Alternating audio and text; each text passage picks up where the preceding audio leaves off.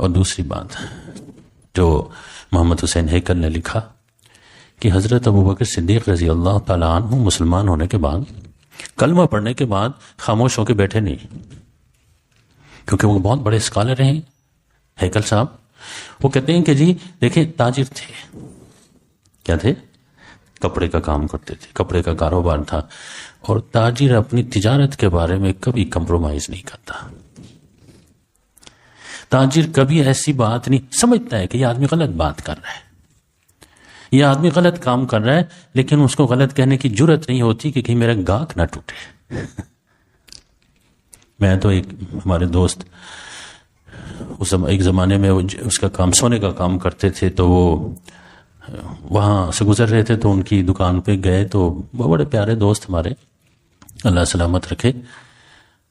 تو ہم چائے پی رہے تھے تو ایک خاتون دروازے سے دکان سے چائے چھوڑ کے کھڑے ہو گئے، کھڑے ہو کے باجی ادھر آ جائیں، باجی ادھر، باجی ادھر، باجی، ساری دکان میں باجی باجی.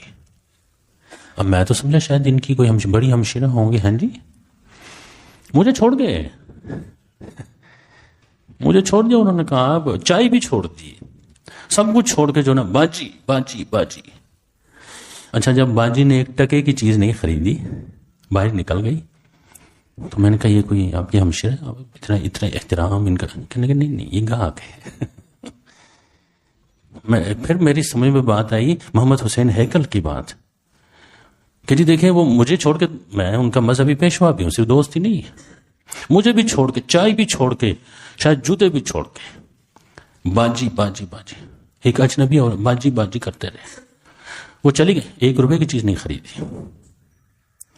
اب دیکھیں تاجر جب اپنے گاہک کو دیکھتا ہے تو پھر سب کچھ بھول جاتا ہے. کہتے ہیں بھائی محمد حسین ہیکل صدیق اکبر کپڑے کی تجارت کرتے تھے، اور مکے والوں کے مزاج کا ان کو پتا تھا کہ حضور پاک صلی اللہ علیہ وسلم پر ایمان لائیں، ٹھیک ہے خاموش رہیں کوئی بات نہیں، اگر حضور کے دین کی تبلیغ شروع کر دیتے ہیں تو پھر ان کو پتا تھا کہ یہ میرے کاروبار پہ اثر پڑے گا.